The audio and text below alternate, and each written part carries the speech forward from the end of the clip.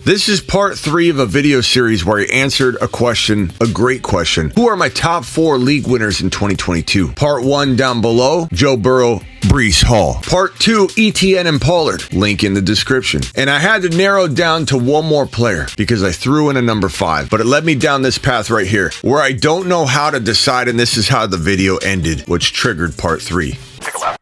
If I had to narrow down my last player, it would be Rashaad White, Trey Lance, Kenneth Walker, and Tyler Algiere. This is the Fantasy Football Show with your host, Smitty. Take a lap. I can't do it. I tried to come up with a number 5. I couldn't do it. I got down to 4, and here's the skinny. All 4 of these guys can win you a league. Now, I will say that he's got the toughest path to being a league winner because he has a guy that just inked a new contract and Leonard Fournette in front of him. But he is arguably the best pass catching back by a mile in the 2022 NFL draft class. Tom Brady, from the little birdies that whisper in my ear, I got little birdies everywhere. I've got different chats for every team from people that I know. Like you guys know my Niner people, for example. I'm dialed into every team in a certain way. And the little birdies are whispering to me that Tom Brady wanted another pass catcher in there, not as a depth piece, but as the main guy. This is the best pass catching back in the NFL draft. Him and ETN are the best 2 running back pass catchers we've seen coming out of college in probably a decade. Him and ETN. So the door might be closed, but it's not locked. And Rashaad White said, I'm here to start. I'm not here to be a backup. So he's going to knock down that door. When? I don't know, but Lenny coming in overweight, dropping footballs, having a very long history of disappointment and disappointing. My money's on Rashaad White. I'm not taking Leonard Fournette. Leonard Fournette's going to round 2. It's ridiculous. It needs to stop. Actually, it doesn't. We want it to happen so we can bump other players down. Never mind. Continue on. He's amazing. Rashaad White's coming for his job. At some point, he'll have it. In my opinion. What do I know?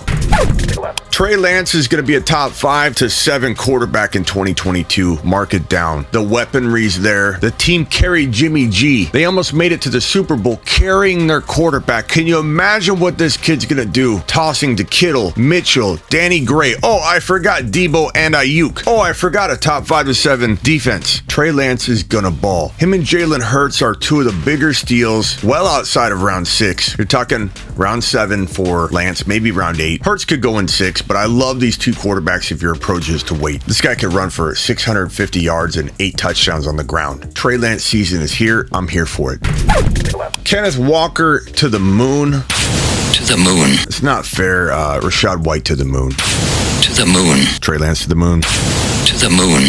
Every kid's got to be treated the same. Kenneth Walker, he's already there. His shuttle left the moment he was drafted. The situation is a little bit cloudy. It's not as good as Breece Hall's situation. Let's be honest. If it was, he wouldn't be going in round 6, 7, 8, sometimes round 9. What I want to make abundantly clear before I make my next couple comments is if you take him in round 4, you're not paying attention. If you take him before round 3, you're absolutely out of your mind. If you take him in 4, you're not listening. If you take him in round 5, you're not listening. People still today, July 11, 2022, are getting him in round 8 and sometimes around 9. So 7 feels probably safe, but 6.10, 7.2, I'm okay with it. You're not taking a lap if you're drafting him there. But if you take him anywhere before like 6.5, I'm going to be furious. I don't want you to be in my comments saying, Smitty, I did what you said. I heard you talk about Kenneth Walker. I took him in round 5. If you take him in round 5, Take a lap.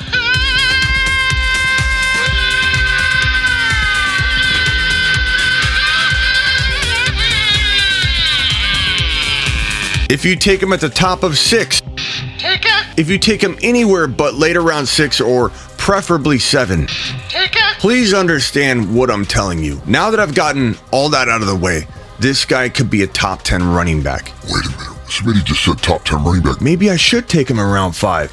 Take a lap.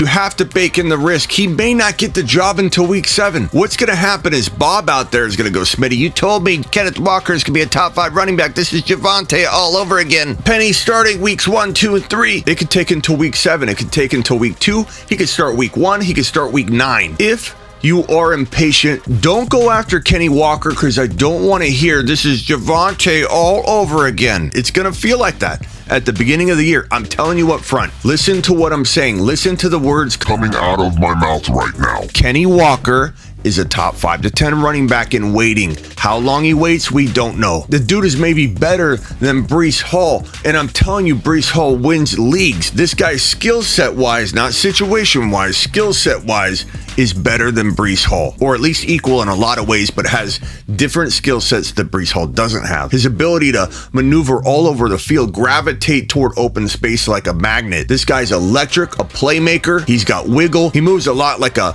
Marshall Faulk meets Alvin Kamara. His jump stops, ability to go one direction, be patient like Lev Bell used to be when Lev Bell was in his prime. This guy has Lev Bell potential, Lev Bell ceiling, or a combination of Javonte and JT. He has that kind of upside. I'm telling you right now, if Kenneth Walker gets fully unlocked, which I can't guarantee when or if it will happen, I can't guarantee that it will happen. Pete Carroll could screw this up. He traded away Russell Wilson when he didn't need to. He could screw it up, but if he doesn't, and they drafted 2 offensive linemen in the first 3 rounds. They drafted him as well in the first 3 rounds. So the first 3 picks in the draft were all about running the football. It doesn't take a rocket scientist to know that he's building around the run and using Kenny Walker as his centerpiece. Now, the delay to keep him fresh, it could keep him off the field an uncomfortable amount of time. That's why you get him in round 7 if you can. Round 8 and 9 is even possible. Put him on your bench. Don't expect to use him in week 1, or you aren't paying attention, but know that you can single-handedly win your league, getting way more than even Eli Mitchell production out of this guy in 2022. He wins leagues.